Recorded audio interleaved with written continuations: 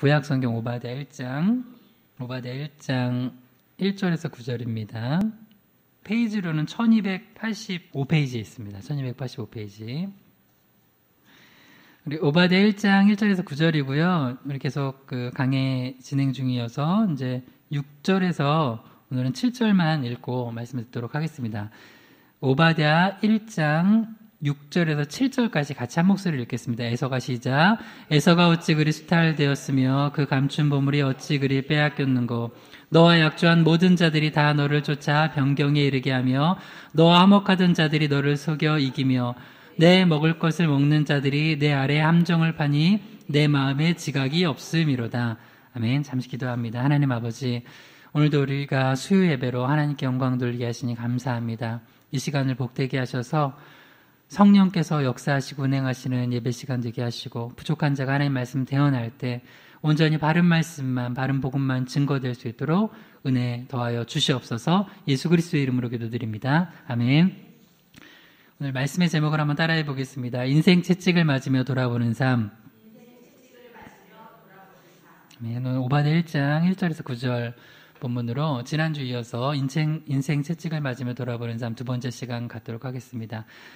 우리가 지금 주일하고 수요일은 가을 사경회로 조금 더 말씀을 한 주제를 깊이 보고 있습니다. 주일에는 우리가 위험한 신앙을 돌이키라는 주제로 우리 신앙 전반적으로 한번 돌아보고 있어요. 우리 신앙 좋은 모델이라고 생각했던 신앙, 우리가 과거에 신앙생활 했던 거 정말 그게 좋은 모델이었는지, 진짜로 제대로 된 신앙인지, 혹은 옐로 카드 받을 신앙은 아닌지 돌아보고 있어요. 주일에는.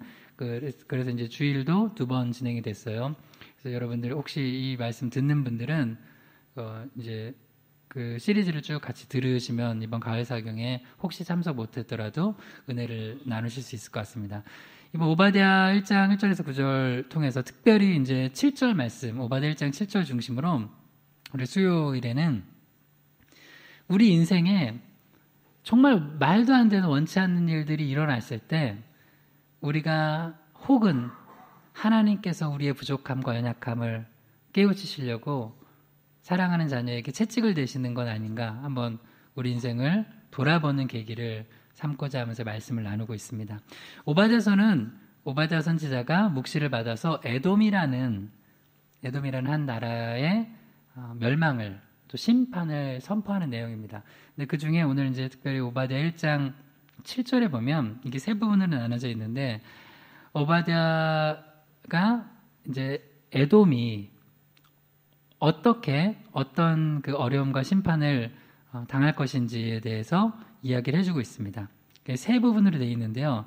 첫 번째가 너와 약조한 모든 자들이 다 너를 쫓아 변경에 이르게 한다고 했어요. 그래서 이 부분을 가지고 지난주에 나는 언약에 신실했는가에 대해서 한번 살펴봤어요. 주님께서 지금 에돔에게 되셨던 인생 채찍 첫 번째가 뭐였냐면 나와 약속했던 자들이 변심하는 거예요. 이걸 통해서 나는 과연 언약에 신실한 삶을 살았는가를 한번 돌아봤던 거예요. 그 지난주 말씀 못 들었던 분들은 이제 말씀 올라와 있으니까 한번 들어보시면 이 시리즈로 한번 더 전체적으로 은혜가 될 것입니다. 오늘은 두 번째는 이것입니다. 한번 따라해 보세요. 나는 화평을 도모했는가?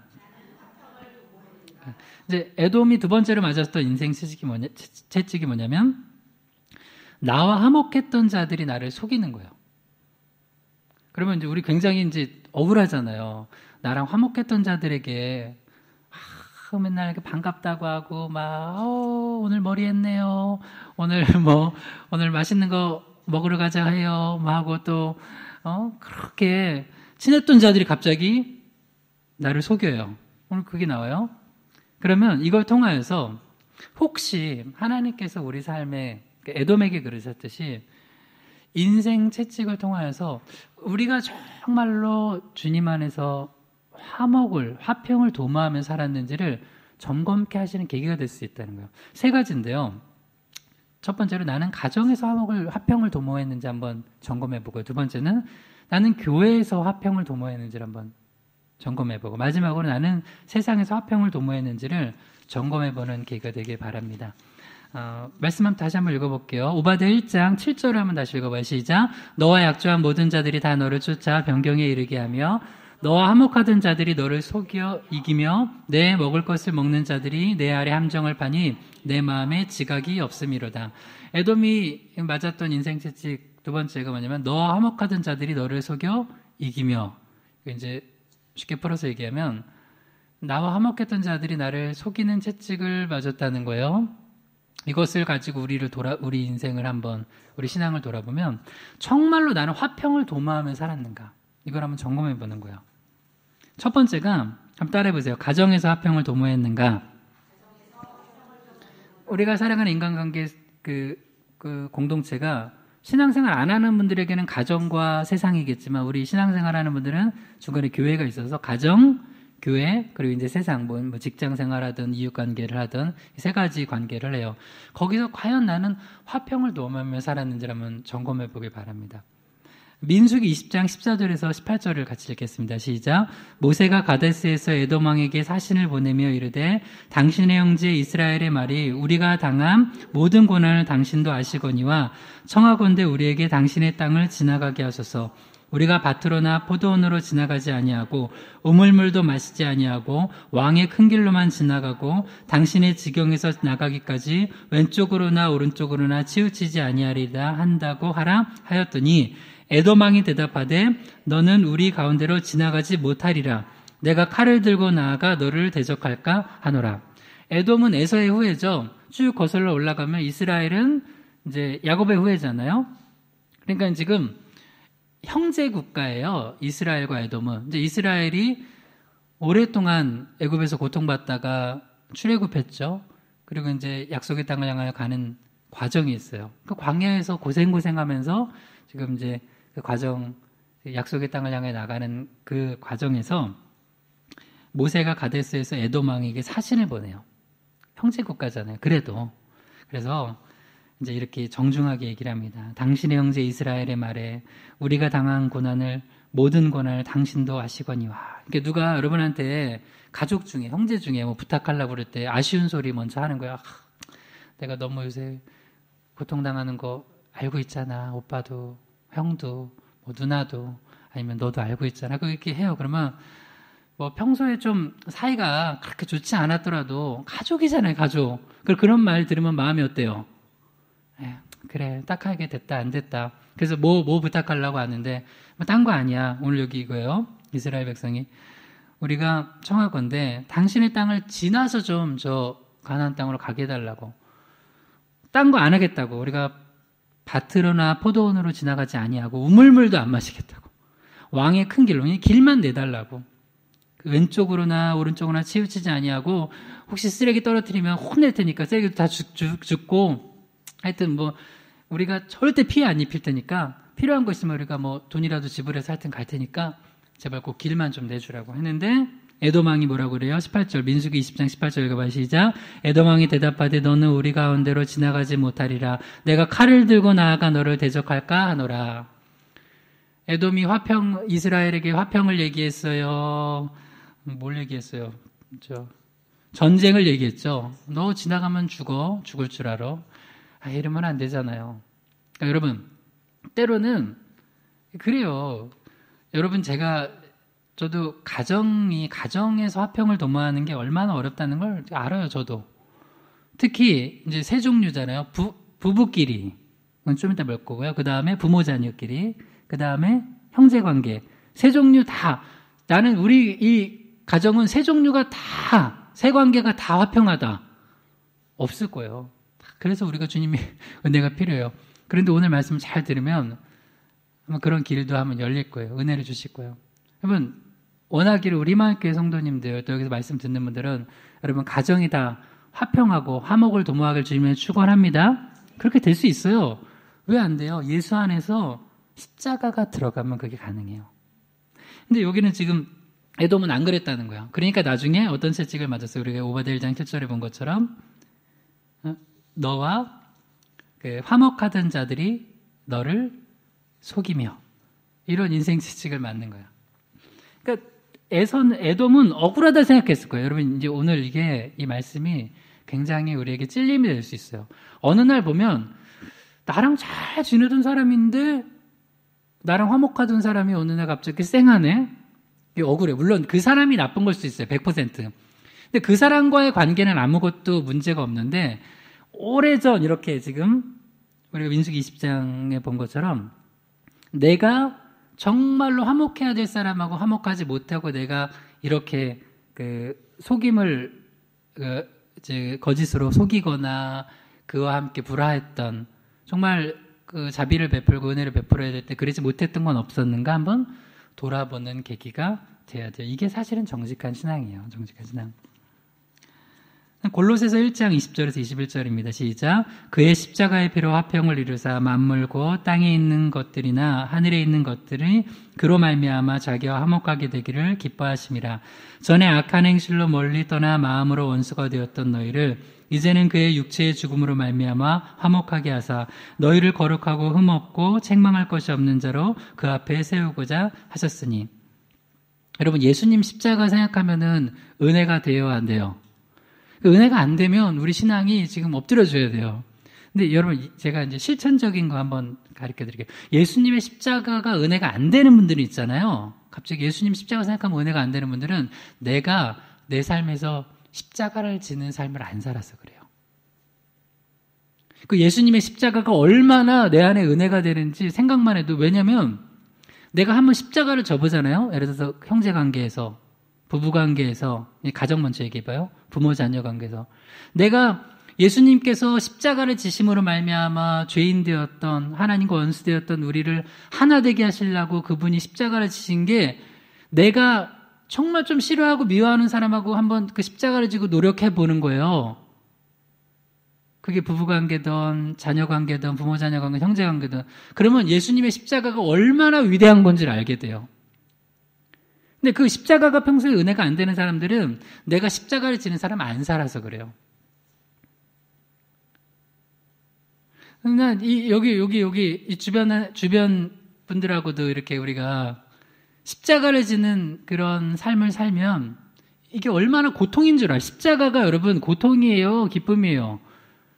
고통이에요. 근데 그게 기쁨이 되는 것은 예수님께서 십자가를 대신 져주셔서 그 은혜 때문에 기쁨이 되는 거지. 근데 주님은 우리에게 자기 십자가를 지고 따르래요. 여러분, 오늘 당장 가서 한번 해보세요. 오늘 집에 가가지고 숙제 오늘 많이 드릴 거예요. 형제, 좀 불화했던 형제랑 관계, 에돔과 이제 뭐 이스라엘 관계라면 한번 여러분이 먼저 전화하거나 카톡 보내거나 해서 사랑해 한번 하면, 뭔 사랑해 해가지고 한번, 에휴 내가 그냥 진짜 벽에다 보고 얘기하지, 한번 관계 회복해 보려고 했는데 하면서 안 되거든요. 그만큼 힘든 거야. 근데 그게, 그런 힘든 걸 계속하는 게 십자가를 지는 거예요. 근데 예수님께서 그 십자가를 지셔서 하늘에 있는 것들이나 땅에 있는 것들을 다 화목하게 하신 거예요. 여러분, 제가 기독교 신앙을 정말 가르쳐 드릴 때 꼭 십자가를 강조하는 게, 이건 당연한 거잖아요. 근데 많은 사람들이 막대기 신앙 가지고 있는 사람이 있어요. 한번 따라해보세요. 기독교 신앙은 십자가 신앙이다. 십자가가 여기 봐요. 위로 한쪽만 돼 있어요? 옆으로도 돼 있어요? 옆으로 돼 있죠? 그러니까 위로 한쪽만 돼 있는 건 막대기야, 막대기. 많은 기독교인들이 막대기 신앙 가지고, 나 하나님하고는 좋대, 하나님 은혜 받았대. 그러고서는 옆으로는 안 해요. 그거 막대기 신앙이에요. 십자가 신앙 아니에요. 내가 십자가를 안 지니까 형제관계가 불화한 거예요. 두 번째, 여러분 가정에서 한번, 그 다음에 부모 자녀 관계도 한번 봐봐요. 말라기 4장 5절에서 6절이요. 시작. 보라, 여호와의 크고 두려운 날이 이르기 전에 내가 선지자 엘리야를 너희에게 보내리니 그가 아버지의 마음을 자녀에게로 돌이키게 하고 자녀의 마음을 그들의 아버지에게로 돌이키게 하리라. 돌이키지 아니하면 두렵건대 내가 와서 저주로 그 땅을 칠까 하노라 하시니라. 여기서 이제 말라기 선지자가 예언한 이 나중에 그 보낼 선지자 엘리야는 세례 요한을 말해요. 세례 요한이 엘리야와 같은 그런 사역을 했다는 의미에서 이제 엘리야가 올 것이다 했어요. 실제로 엘리야는 와서 예수 그리스도의 길을 예비하는 사역을 했어요. 근데 그가 그 사역을 하면서 했던 핵심적인 내용이 뭐였냐면 관계를 회복시키는 거예요. 근데 관계 회복은 어디서부터 일어나냐면 회개에서부터 일어나요. 왜 관계가 불화가 되냐면 다 자기만 잘난 줄 알아요. 그리고 다 저 사람만 잘못됐다고 생각해. 에돔도 자기가 지금 속임을 당하니까 저 나쁜 놈, 어제는 그렇게 나한테 받고 웃으면서 손짓하더니 오늘 나한테 이렇게 할 수 있어? 근데 거슬러 우리가 보니까 에돔이 그런 짓을 했어요, 늘. 그러니까 사실은 그 사람한테는, 그쪽한테는 내가 나쁜 짓을 하고선 아무 일이 없어서 괜찮은 줄 아는데 정말 다른 곳에서 하나님께서 나에게 인생 채찍을 대시는 경우가 있다는 거예요. 그러면 저는 이 말씀이 정말 너무 감동이 됐어요. 말라기 4장 6절에서 그 선지자 엘리야를 보내서 하나님께서 하시고자 하는 일이 뭐냐면 그가 아버지의 마음을 자녀에게로 돌이키게 한대요. 여러분 부모 자녀가 있으면 이 말씀이 여러분 가정에 이루어지길 주님은 축원합니다. 이루어질 수 있어요. 혹시 자녀랑 잘 안 되는 가정, 여러분이 뭘 하면 된다고요? 십자가를 지면 돼요. 그 다음 자녀들의 마음을 그들의 아버지에게로 돌이키게 한다는 거예요. 여러분이 자녀라면 부모님과 또 여러분의 자녀가 여러분과 또 이렇게 될 수 있기를 주님의 이름으로 축복합니다. 그러면 먼저 뭘 해야 되냐면 내가 십자가를 지면 돼요. 여러분 한번 해보세요. 그러면 여러분 십자가만 바라봐도 눈물이 나요. 주님, 나 같은 죄인을 위해서 나같이 변하지 않고 나같이 완고하고 나같이 한번 삐지면 50년간은 절대 중학교 때 형제랑 싸웠던 거 아직까지 그냥 싸우고 있으면 안 되잖아요. 자녀랑 뭐 하나 삐졌으면 5년 전에 삐진 거 가지고 아직까지 그 자녀랑 부모랑 그 마음이 서로 회복이 안 되면 안 되잖아요. 여러분 정말로 여러분 십자가 졌어요. 저는 진짜 희망교회 성도들이 다 가정이 행복했으면 좋겠어요. 그렇게 되기를 주님 축원합니다. 그러면 제가 일단 말씀 하나 더 읽고 이제 그다음 좀 실천적인 지혜를 가르쳐 드릴게요. 그다음 부부관계요. 고린도전서 7장 5절에 시작. 서로 분방하지 말라. 다만 기도할 틈을 얻게 하여 합의상 얼마 동안은 하되 다시 합하라. 이는 너희가 절제 못함으로 말미암아 사탄이 너희를 시험하지 못하게 하려 함이라. 가정 안에 화목을 이룰 때 이제 형제 관계, 부모 자녀 관계, 이제 부부 관계. 근데 부부 관계가 화목한 게 이게 참 의외로 크리스찬들도 쉽지 않더라고요. 다들 보면은 겉으로는 집사님들 부부여도 이렇게 겉으로는 이렇게 같이 예배 드리는데 예배 드리고 가면서 서로 딴 데 보고 갈 수 있어요. 이러면 돼요, 안 돼요? 안 돼요. 근데 그만큼 어려워요, 사실은. 근데 역시 그걸 해결할 수 있는 방법이 있어요. 그게 뭐냐? 너무 정답이지만 십자가를 지는 거예요. 근데 여기는 아주 실천적 지혜가 있어요. 십자가를 어떻게 지냐? 이거요. 서로 분방하지 말래요. 싸웠는데 분방하지 않는 게 십자가를 지는 겁니다. 할렐루야. 목사님 어떻게 그래요? 꼴도 보기 싫은데 저놈의 남편, 저놈, 저 노무의 아내, 죄송해요. 이렇게 그냥 표현을 해본 거예요. 그럴 수 있죠. 근데 그렇게 미운데도 하나님 말씀인데 서로 분방하지 말래요. 이 말씀 붙들고 무릎 꿇고 그러면 누군가는 사과해야 될 거 아니에요. 분방하지 말라는데 그러면 싫어. 꼴도 보기 싫어. 앞으로 1년 동안 분방이야. 이러면 해결이 돼요, 안 돼요? 안 돼요. 그러면서 우리가 되게 믿음이 좋대. 그러고서 앉아서 내가 아까 막대기 신앙 얘기했죠. 교회에서는 열심히 기도해. 위로 하나님한테만. 근데 주님은 이미 방법을 가르쳐 줬는데 옆으로 막대기 이렇게 있는데 이거 해라. 실천적 지혜를 가르쳐 줬잖아. 근데 이제 분방할 수 있는 기회가 있어요.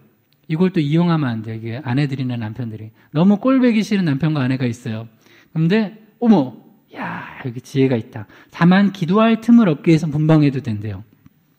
그러면서 딱 그러는 거예요. 이제 분방하지 말랬지만 그래도 난 기도할 틈을 얻기 위해서는 된대. 당신 알았지? 나 지금부터 3년 동안 기도할 거야. 이러면 돼요, 안 돼요? 안 돼요. 자, 근데 중요한 게 있어요. 기도할 틈을 얻기 위해 분방하는 거 하나님 허락했지만 분명히 나와요. 그 다음에 뭐라고 돼요? 합의상. 따라해보세요. 합의상.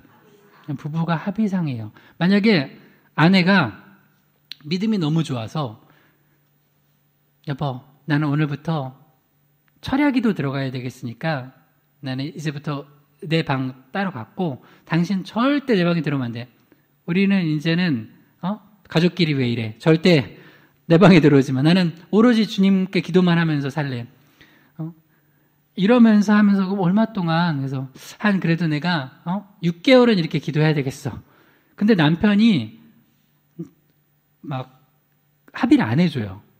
합의를 안 해줘.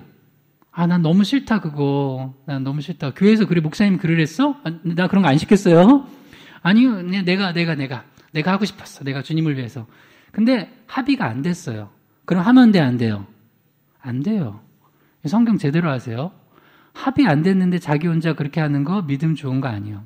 실제 있었던 일이에요. 어떤 목사님이, 은퇴하신 목사님인데 되게 유명한 목사님이에요. 근데 이거 부부 관계 얘기니까 뭐 제 이름은 얘기 안 하겠어요. 그분이 개척을 하고 나서 처음에 개척교회 하니까 뭐 사람도 없고 뭐 교회도 부흥해야 되고 하니까 뭐 기도 열심히 해야 된다 그러니까 이분이 5년 동안 교회에서 자고 먹고 철야 기도를 한 거예요. 5년 동안. 그러니까 나중엔 5년이 지나니까 집에 가니까 어떤 여자가 있긴 있는데 이 사람이 내 아내인지 그냥 이 부인은 집에서 그냥 며느리 역할 또 애들 엄마 역할을 했는데 아내는 아니야. 손 한 번 잡으려 했는데 그렇게 어색할 수가 없대요. 이 목사님이 그래서 나중에는 자기도 상처를 받았대. 나도 이렇게 열심히 목회하려고 하다가 한 건데 근데 나중에 이제 보니까 자기가 잘못한 거야. 너무 잘못한 거예요. 그 관계를 회복하는데 그만큼 시간이 또 걸린 거예요. 성경이 하지 말라는데 자기가 그 믿음인 줄 알고 하고 있어요. 하지 말래요. 그럼 물어봤어야지. 내가 이렇게 해도 돼? 하지 말라고요. 그 다음에 뭐 얼마 동안만 하래요. 얼마 동안이 제가 볼 때는 한 5년은 아닐 것 같아요. 뭐 길어봤자. 진짜 길어봤자 뭐 한 달 동안은 뭐 할 수 있어요. 그러나 다시 합하래요. 그러니까 지금 무슨 얘기를 하는 거냐면 여러분 화목을 위해서 십자가를 지는 노력을 하라는 거예요. 안 그러면 사탄도 틈타고 가정의 부부간의 화목이 깨어져 버리는 거예요. 여러분 이게 힘들면 제가 진짜 쉬운 거 근데 이것도 어렵다 그러면 여러분 진짜 이제 가망이 없어요.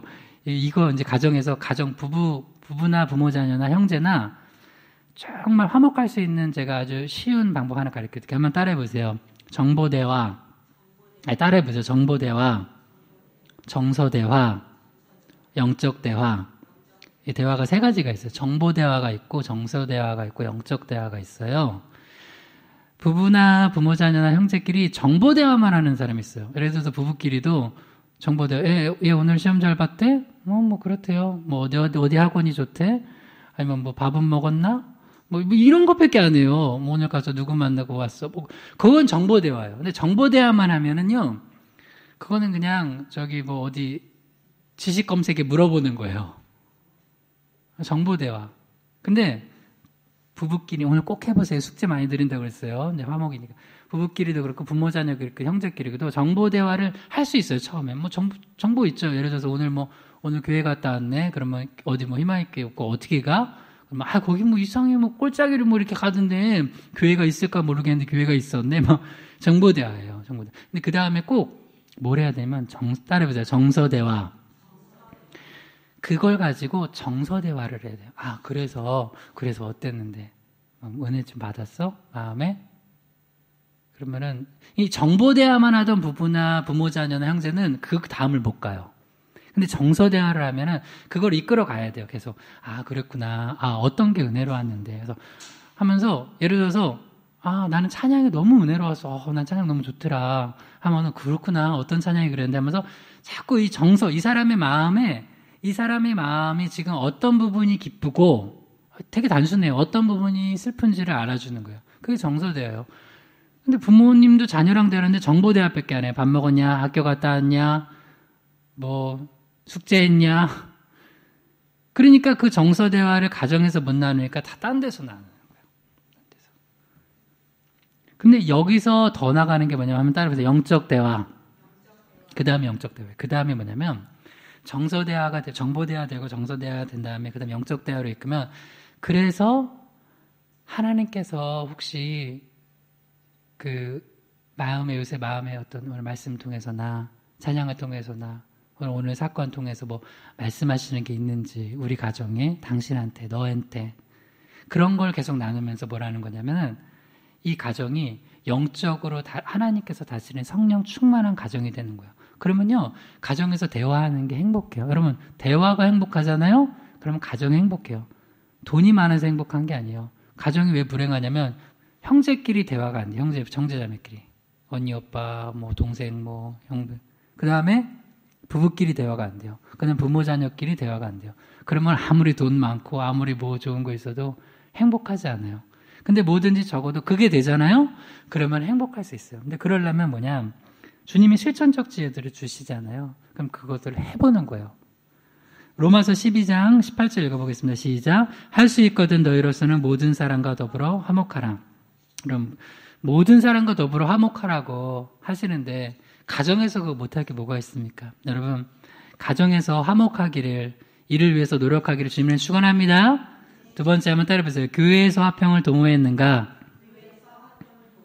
야고보서 2장 2절에 4절입니다. 시작. 만일 너희 회당에 금가락지를 끼고 아름다운 옷을 입은 사람이 들어오고 또 남루한 옷을 입은 가난한 사람이 들어올 때 너희가 아름다운 옷을 입은 자를 눈여겨보고 말하되 여기 좋은 자리에 앉으소서 하고 또 가난한 자에게 말하되 너는 거기서 있든지 내 발등상 아래에 앉으라 하면 너희끼리 서로 차별하며 악한 생각으로 판단하는 자가 되는 것이 아니냐. 초대교회 아주 못된 예가 나오죠.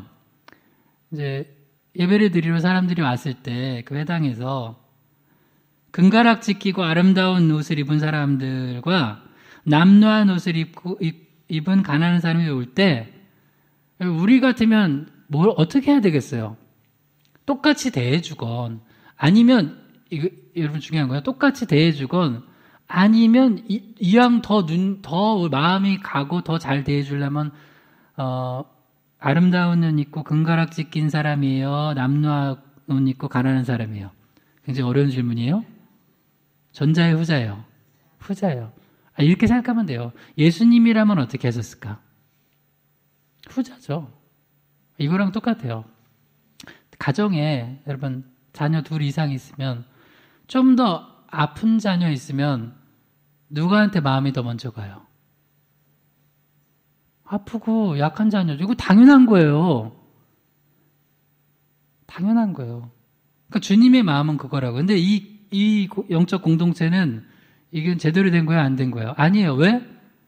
주님의 마음이 없어. 주님의 마음이 없이 사람들을 보는 거예요. 그래서 아름다운 옷 입은 자들에게는 눈여겨보고 여기 좋은 자리에 앉으세요 하고 또 가난하고 남루한 옷을 입은 자들에게는 또 이렇게 말을 할 수 있는지 너는 내 발등상 아래 앉으라. 너는 거기 서 있든지 내 발등상 아래 앉으라. 이렇게 했어요, 실제로. 이러면 안 된다는 거예요. 근데 여러분 잘 보세요. 여기서 돈 있고 아름다운 옷을 입고 온 사람들은 이 교회에 가면은 마음이 화목해요. 그죠? 화평을 누리고 평강을 누려요. 근데 남루한 옷을 입고 가난한 사람은 이 교회 가면 마음속에 화평이 깨져요. 그러니까 우리가 착각하고 있는 게 뭐냐면 어떤 한 사람한테 내가 막 화목하게 지내고 화평하게 한 거 그것만 보고 실제로 화평을 깨고 내가 그 사람 마음속에 그 시험거리를 준 거는 생각을 안 해요. 에돔이 그랬어요, 에돔이. 그러니까 쉽게 말하면 자기한테 좀 이득이 될 사람하고는 화평해요. 제일 나쁜 거예요. 근데 자기한테 좀 이득이 안 되는 사람하고는 불화한 거예요. 이게 교회의 모습이라면 이거 잘못된 모습이에요. 마태복음 5장 23절에서 24절에 시작. 그러므로 예물을 제단에 드리려다가 거기서 내 형제에게 원망들을 만한 일이 있는 것이 생각나거든 예물을 제단 앞에 두고 먼저 가서 형제와 화목하고 그 후에 와서 예물을 드리라. 아멘. 여러분 예배가 있잖아요. 오늘 이 말씀에 의하면 예배가 화평을 이루는 화목하게 되는 중요한 계기가 된다는 거예요. 그러니까 이 말을 다시 얘기하면 예배를 1년에 52번 주일만 드리고 수일만 드리면 100번 넘게 드리죠? 하나님께서 100번에 최소 100번 정도의 화목의 기회를 우리에게 주신다는 거예요. 그러니까 이걸 더 깊이 나가면 예배를 잘 드리고 제대로 드리면 그 사람은 가정에서 또 교회에서 이웃과 화평을 도모하는 삶을 살지 않을 수가 없다는 거예요. 예를 들어 볼게요. 제가 뭐가 마음에 안 맞는 일이 있어가지고 우리 아내랑 만약에 싸울 일이 있다고 봐요. 그렇게 잘 싸우진 않아요. 저도 그렇게 거의 싸운 적은 없는 것 같아요. 예, 뭐 그러면 진짜 그때 누가 물어봤대요. 내가 이런 얘기를 전에 있는 교회에서 하니까 우리 저 아내한테 어떤 분이 전혀 모르는 권사님이 붙들고 설경 목사님 사모님이죠.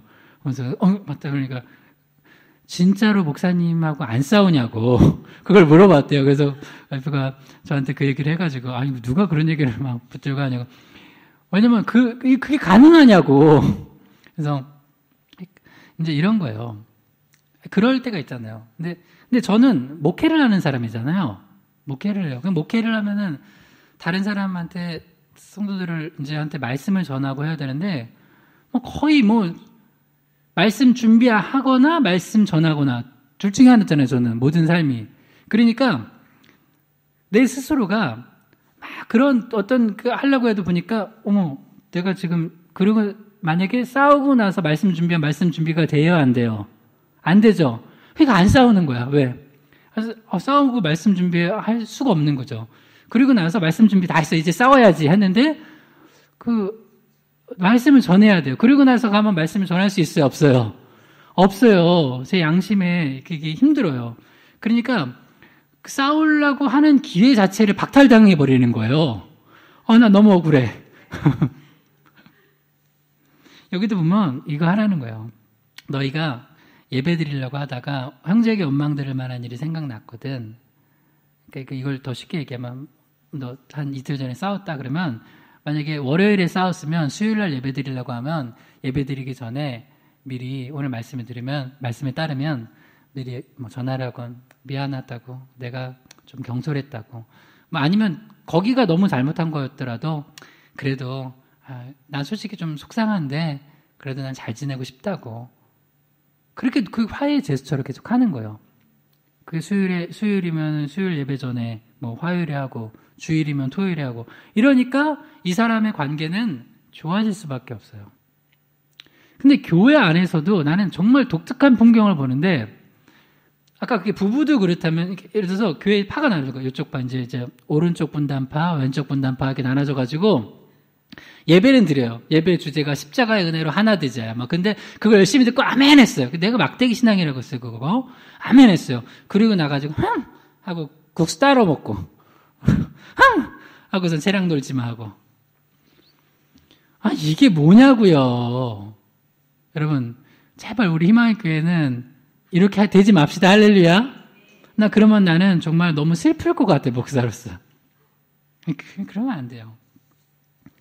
근데 그런 사람들이 있었어요. 성경에 봐요. 빌립보서 4장 2절에 3절 시작. 내가 유오디아를 권하고 순두개를 권하노니 주 안에서 같은 마음을 품으라. 또 참으로 나와 멍에를 같이 한 내게 구하노니 복음에 나와 함께 힘쓰던 저 여인들을 돕고 또한 글레멘드와 그 외에 나의 동역자들을 도우라. 그 이름들이 생명책에 있느니라. 아멘. 참 재밌어요. 복음에 열심히 힘쓰던 여인들인데 또 두 파로 나눠졌어요. 유오디아파와 순두개파. 이 사람들은 참 불명예 아니에요? 근데 물론 복음에 힘쓰니까 또 명예로운 이름이 성경에 기록돼 있겠죠. 그럴 수도 있는데 어찌되었건 사도 바울이 볼 때 이 빌립보 교회에서 유오디아파와 순두개파가 나눠져가지고 자 우리 서로 사랑합시다 할 때는 아멘 한 다음에 그 다음에 뒤돌아서면은 또 하고 있는 거예요. 왜 그래요 교회에서? 그러지 마세요. 저는 이거 누구 알려고 하면 안 돼. 이거는 이제 여러분 이게 모르는 게 알려고 하지 말고 저는 이런 요청을 받은 거예요. 목사님 한 권사님이 저한테 저 어떤 권사님 때문에 내가 교회 다니니까 너무 싫다는 거예요. 예전. 그래서 어떻게 했냐면 내가 그 권사님 그분한테는 이제 자기를 힘들게 한 권사님이죠. 내가 그분한테 찾아가서 왜냐면 내가 그 교구 목사였거든. 그러니까 그 교구 안에서 다 봐야 되는데 찾아가가지고 권사님 이 권사님이 그런 마음이 힘든 게 있대요. 그래서 한번 좀 만나서 서로 좀 얘기를 하시니까 내가 왜 만나냐고 나는 할 말이 없다고. 내가 목사도 지금 뭐 하는지 내가 사실 혼냈어야죠. 근데 제가 연세 많으신 권사님들 어떻게 혼내겠습니까? 제가 중간에 십자가를 지고선 같이 그걸 하려고 하는데 결과만 말씀드리면 결론은 화해의 제스처를 억지로 했어요. 문제가 되니까. 근데 결국엔 한 권사님이 떠났어요. 여러분, 우리 신앙생활 이렇게 하면 안 돼요. 더는 얘기 안 하겠어요. 왜냐하면 더 얘기하면 그 정보가 드러날 수 있어서. 아무튼 근데 여러분 그렇게 하면 안 돼요. 신앙생활 진짜. 목사들도 자기들 예를 들어 이 부서와 저 부서끼리 하면서 하면서 우리 부서가 더 잘하고 짝짝. 아니 그딴 게 어딨어요. 교회에서 화목하지 못하면서 어떻게 우리가 가정에서 화목하라고 그러고 세상에서 화목하라고 그러겠어요. 여러분 이거 신앙생활 잘못하는 거예요. 네? 분명히 얘기해드려요. 여러분 하나님 사랑하면 우리가 십자가를 지게 돼 있어요. 근데 많은 경우 내가 볼 때 막대기 신앙가죠. 있어요. 막대기. 하나님하고만 맨날 좋대. 할렐루야 아멘 하고 옆으로서는 아무것도 안 해요. 요한일서 4장 10절에서 12절 시작. 사랑은 여기 있으니 우리가 하나님을 사랑한 것이 아니요 하나님이 우리를 사랑하사 우리 죄를 속하게 하여 화목제물로 그 아들을 보내셨습니다. 사랑하는 자들아 하나님이 이같이 우리를 사랑하셨은즉 우리도 서로 사랑하는 것이 마땅하도다. 어느 때는 하나님을 본 사람이 없을 때 만일 우리가 서로 사랑하면 하나님이 우리 안에 거하시고 그의 사랑이 우리 안에 온전히 이루어지느니라. 아멘.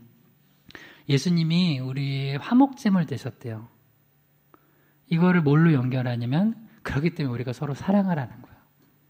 교회 안에서 요거 못하면서 가정에서 못합니다. 근데 목사가 성도 사랑하지 못하고 목사가 우리는 참 다행히 아직 내가 다른 목사가 없잖아요. 저기 목회자가 그런데 그 목사끼리 서로 사랑하지 못하고 서로 어떻게 하든 죽이려고 자기가 더 높은 자리에 올라가려고 하면서 어떻게 성도들한테 사랑하라고 그래요. 우리가 가르치는 게 뭐야? 십자가 지라는 건데. 근데 그러면서 정말 열심히 내는 사람들 많아요.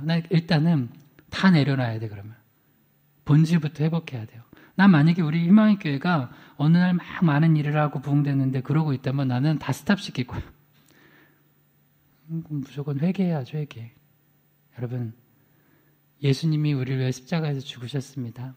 우리도 교회에서 가정에서 십자가를 집시다. 할렐루야. 자, 마지막 세 번째 따라해보죠. 세상에서 화평을 도모했는가.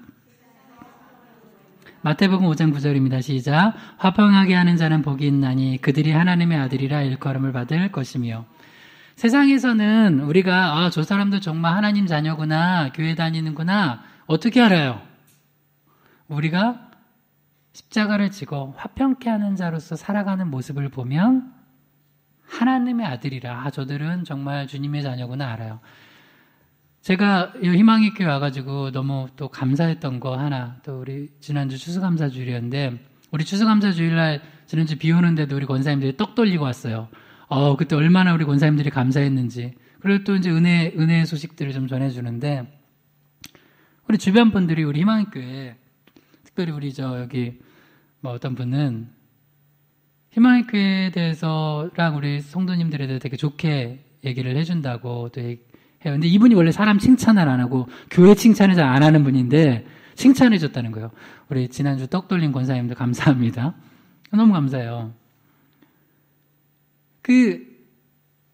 만약에 희망의 교회가 우리가 뭘 하건 뭐 시끄럽게 뭘 하건 이 주변에서 볼 때는 우리가 화평케 하는 이 주변을 화평케 하는 자로서의 역할을 안 하면 우리 하나님의 자녀라고 인정 못 받아요. 교회라고 인정 못 받아요.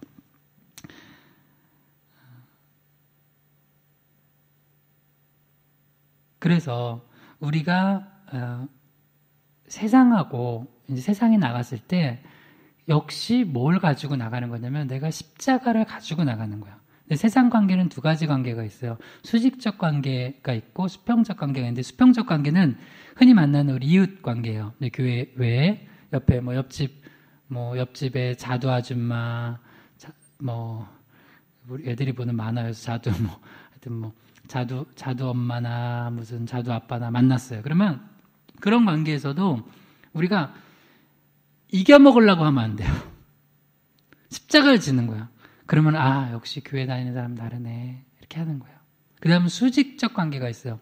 수직적 관계는 또 두 관계로 나누는데 내가 상사일 수 있어요. 윗사람일 수 있어요. 내가 밑에 사람일 수 있어요. 거기도 역시 십자가를 지고 가야 돼요. 전 제가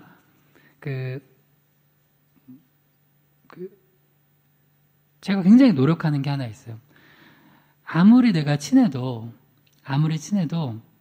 그 사람한테 어느 선 이상의 내가 그 사람 화평을 깨는 만큼의 선을 넘지는 않으려고 그래요. 그걸 이제 구체적인 예를 들면, 제가 이제 전에 지금 현재 우리 희망의 교회는 나 담임 목사 혼자만 이제 공식적인 목회자로 있으니까. 근데 목회자들이 많은 곳에서도 제가 이제 그때 담임 목사 말고 저도 부목사하고 높은 위치에 이제 그냥 그 교회에서 거기서 높은 위치라는 건 기능상 말하는 거예요. 기능상. 그래서 그런 위치에 있을 때도 절대 전도사님들이나 저기 밑에 분들한테도 내가 함부로 하지 않으려고 했어요. 그분들이 어떻게 느꼈을지 모르겠지만 나는 말이라도 존중해 드리려고. 왜냐면 그게 내가 높은 사람이라고 해가지고 함부로 대하기 시작한다면 나는 그 목사로서 굉장히 잘못하고 있는 거예요. 근데 세상에 나가면 그 집사님들이 교회에서는 집사님들이 그렇게 막 화평하게 하는데 내가 딱 사장님이야. 그러면 그렇게 막 해요. 막. 내가 딱 부장님이야. 그러면 그렇게 막 해요. 그러면 안 된다는 거예요. 열왕기상 21장 4절에서 7절 읽어봐요. 시작. 이스라엘 사람 나봇이 아합에게 대답하여 이르기를 내 조상의 유산을 왕께 줄 수 없다 하므로 아합이 근심하고 답답하여 왕궁으로 돌아와 침상에 누워 얼굴을 돌리고 식사를 아니하니 그의 아내 이세벨이 그에게 나와 이르되 왕의 마음에 무엇을 근심하여 식사를 아니하나이까. 그의 아내 이세벨이 그에게 이르되 왕이 지금 이스라엘 나라를 다스리시나이까. 일어나 식사를 하시고 마음을 즐겁게 하소서. 내가 이스라엘 사람 나봇의 포도원을 왕께 드리리다 하고. 한 나라의 원수였던 아합 왕이에요. 그리고 이세벨 왕비였어요. 그 사람은 왕으로서 백성의 화평을 도모해야 돼요. 백성의 마음을 찢어놔야 돼요. 백성의 마음의 화평을 도모하고 그 가정을 화평하게 만들어야 돼요. 근데 이 두 사람이 한 나라의 가장 높은 지도자가 한 가정의 화평을 다 깨버려요.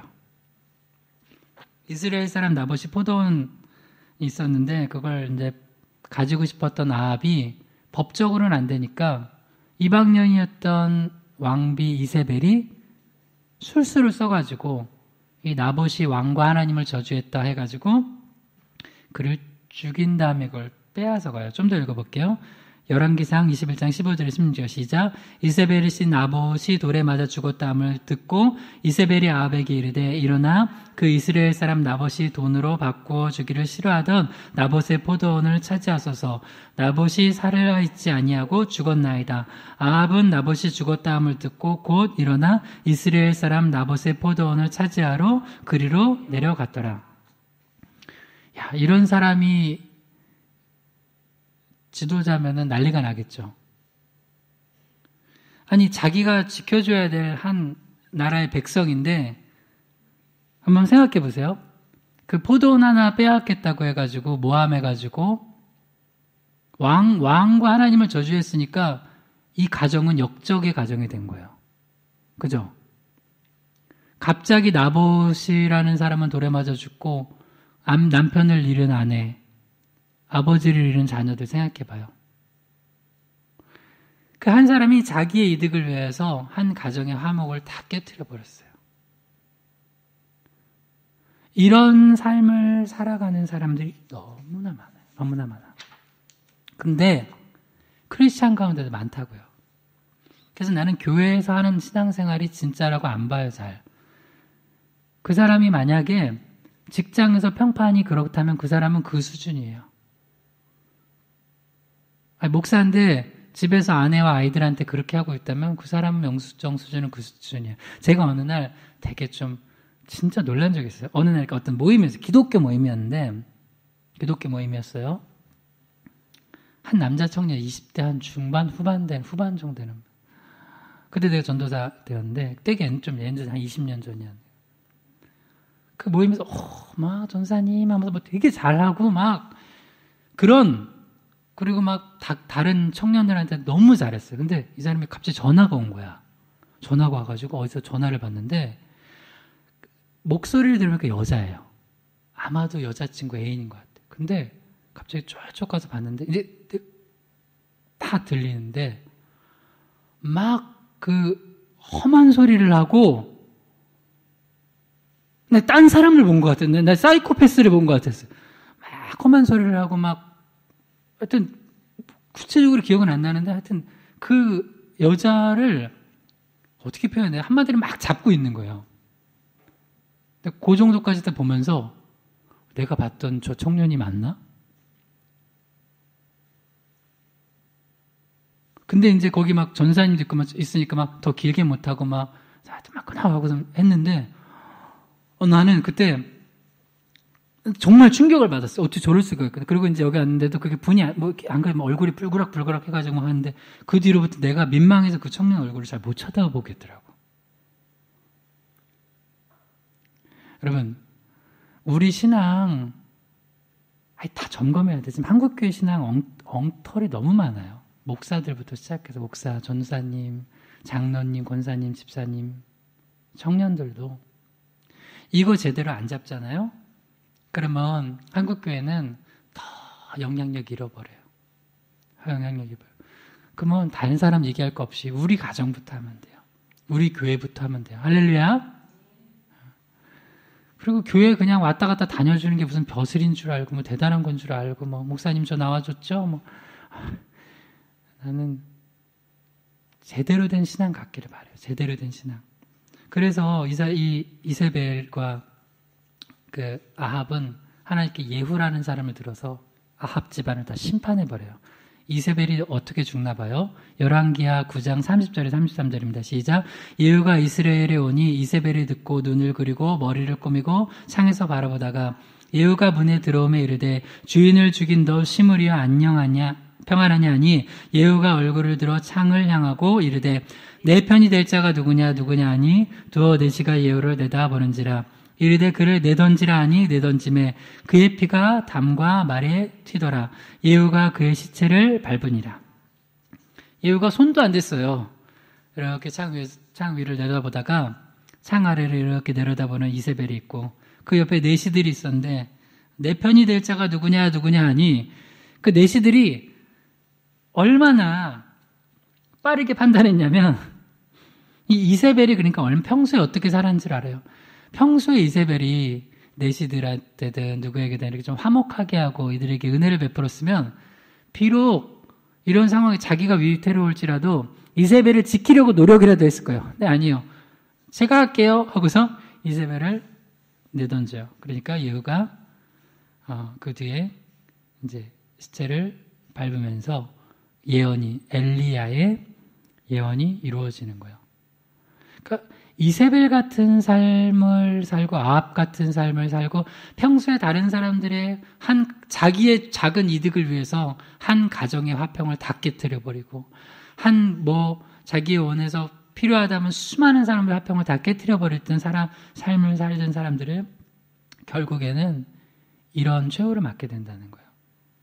그래서 우리 신앙생활을 이렇게 점검할 때 여러분 지금부터 하면 돼요. 이거는 할 수 있어요. 나는 기독교 신앙이 너무 능력이 없고 힘이 없는데 할 수 있다고. 여러분 가정에서 한번 해보세요.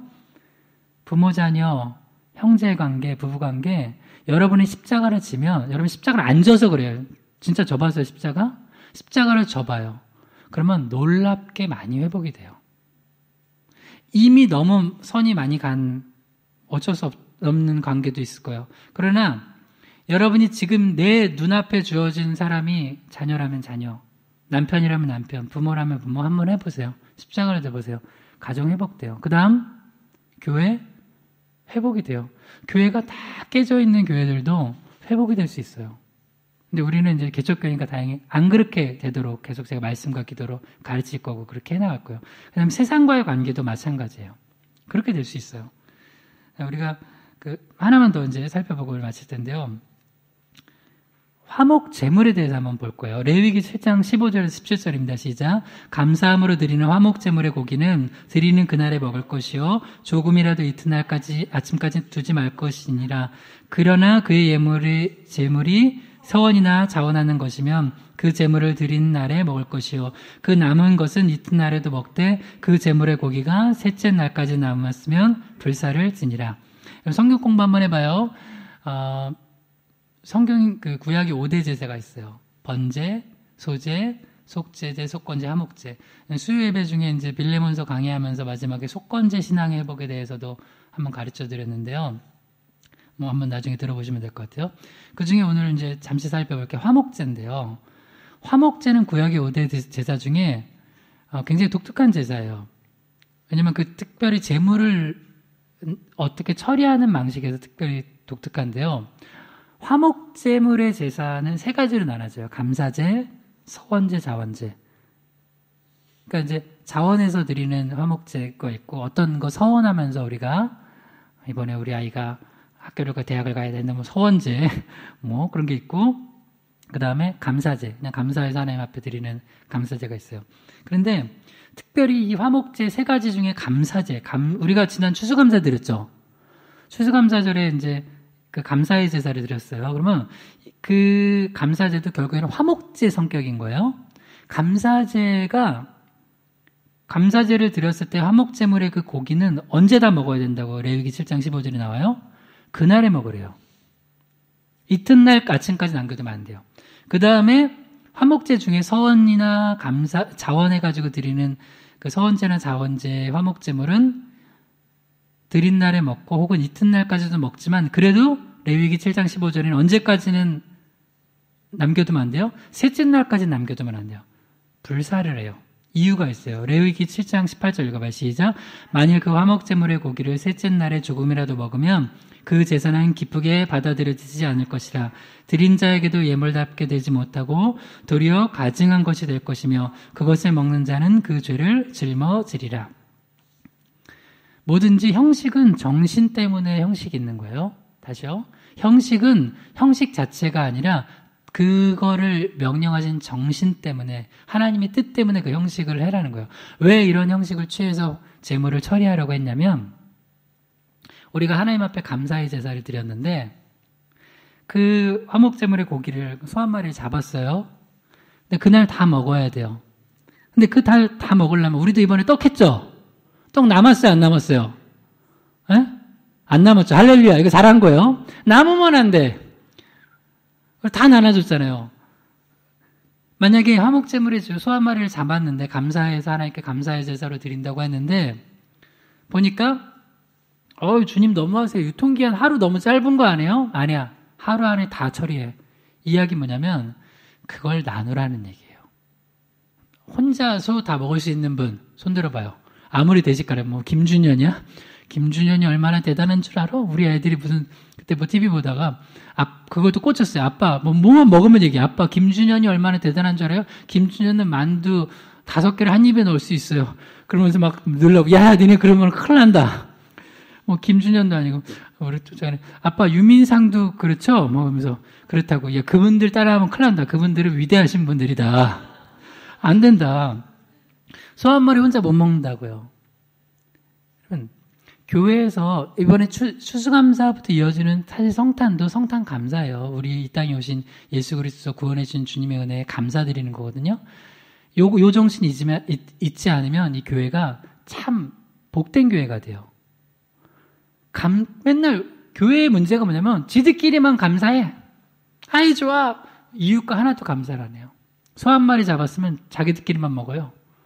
근데 어떻게 해야 되냐면 적어도 우리가 추수감사절을 지내고 성탄절을 지내고 그 감사를 지냈으면 이 이웃들이 주변에서 뭔가 떡을 얻어먹던 고기를 얻어먹던 해야 돼. 할렐루야. 이게 뭐냐면 이게 바로 화목제물의 정신이에요. 그러면 어느 날 보니까 이제 먼저 좋아하는 사람부터 이제 고기를 너는 등심 좀 나눠주고 좋아해요. 얘는 안심 나눠주고 너는 채끝살 나눠주고 했는데 남았어요. 남은데 오늘 하루에 다 처리해야 된다는데 이거를 처리를 안 하면 어떻게 된다고요? 만약에 화목제물의 의무가 셋째 날까지 남아있으면 레위기 7장 18절에 그 제사는 기쁘게 받아들여지지 않는다는 거예요. 무효야 무효. 오히려 무효 정도가 아니라 안 드림만 못하다는 거예요. 드린 자에게도 예물답게 되지 못하고 도리어 가증한 일이 된다는 거예요. 여러분 예배 드렸는데 하나님이 너 가증한 예배 드렸다 하는 거 그런 예배 드리고 싶어요? 아니죠. 그럼 어떻게 해야 되냐면 나중에 남았어. 마지막 처리하지 못하면 마지막에 어떻게 되냐. 둘 중에 하나 돼요. 불사르거나 아니면 그래도 나눠야 돼요. 이 불사르는 사람은 내가 볼 때는 굉장히 믿음 없고 진짜 야박한 사람들이야. 마지막 그러면 불사를 일이 없게 하면 되잖아요. 어떻게 하면 돼요? 나누면 돼요. 근데 하나님 저 옆집에 저 짠 것만은 못 나눠주겠어요. 너무 싫어요. 그래도 나누라는 거예요. 할렐루야. 여러분 이 정신을 잊지 않으면 우리가 세상하고 불화할 일이 없어요. 자, 마지막 말씀입니다. 이거 읽고 우리 한번 기도하죠. 고린도후서 5장 18절 19절입니다. 시작. 모든 것이 하나님께로 났으며 그가 그리스도로 말미암아 우리를 자기와 화목하게 하시고 또 우리에게 화목하게 하는 직분을 주셨으니 곧 하나님께서 그리스도 안에 계시사 세상을 자기와 화목하게 하시며 그들의 죄를 그들에게 돌리지 아니하시고 화목하게 하는 말씀 우리에게 부탁하셨느니라. 아멘. 여러분 특별히 교회에서 직분 받으신 분들 있죠. 뭐 내가 권사님, 집사님이라고 하는 분들은 한번 따라해보세요. 나는 화목하게 하는 직분을 받았다. 근데 이건 실천적 적용을 하는 거예요. 우리 크리스찬들은 모두가 이런 직분을 받았어요. 근데 우리 직분을 너무 교회 직분 생각해서 뭐 교회에서 뭐 열심히 이것저것 하는 거 하는데요. 사실은 우리의 직분의 핵심 뭐냐면 화목하게 하는 직분이에요. 실천적으로. 그래서 우리가 내가 예를 들어 교회 권사예요. 집사예요. 그러면 저 목사예요. 그러면 집에 가서 내가 화목하게 하는 일을 감당을 못하면 그 직분 감당 제대로 못한 거예요. 내가 직장에서 세상에서 그거 못했다 그러면 그 교회에서 아무리 열심히 목사라는 직분 감당해도 그거는 잘못하는 거예요. 또 교회 안에서도 화목하게 하는 일을 먼저 못하면은 그 직분의 핵심을 감당을 못하는 거예요. 오늘 세 가지를 살펴봤어요. 에돔이 화평을 도모하지 않고 그 길을 내어달라고 하는 이스라엘에게 야박하게 전쟁을 걸어왔잖아요. 그러지 마세요. 우리가 조금 손해보더라도 십자가를 지면서 화목을 위해서 노력해야 돼요. 가정에서 화평을 도모하고 교회에서 화평을 도모하고 세상에서 화평을 도모하세요. 여러분 이게 신앙의 본질이에요. 이렇게 하잖아요. 여러분 통해서 많은 사람들이 예수님을 만날 것입니다.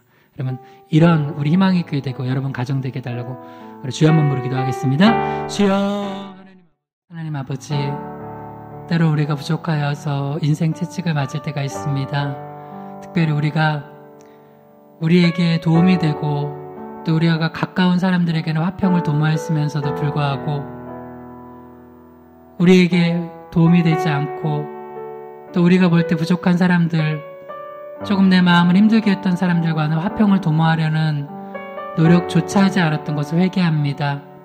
특별히 가정에서 남편과 아내와 또 부모와 자녀와 또 형제 자매끼리 우리가 화평을 도모하지 못했던 걸 회개합니다. 주님, 우리가 가정에서 먼저 십자가를 짐으로 말미암아 우리 가정이 화목한 가정 되게 축복하여 주시옵소서. 또한 교회에서 우리 서로 화평을 도모하지 못하고 내 이기적인 생각들을 주장했던 것 회개합니다. 주님, 우리 희망의 교회와 우리 각자 섬기는 교회들이 화평을 도모할 수 있도록 도와주시옵소서. 또한 우리가 세상에서 직장생활을 하면서 또 이웃관계를 하면서 화평을 도모하지 못했던 것 회개합니다. 우리가 십자가를 지면서 직장생활을 하면서건 이웃과의 관계를 하면서건 화평을 도모하여서 우리를 통하여서 그리스도가 영광 받으시고 그들이 하나님을 만나게 인도하여 주시옵소서. 예수 그리스도의 이름으로 기도드립니다. 아멘.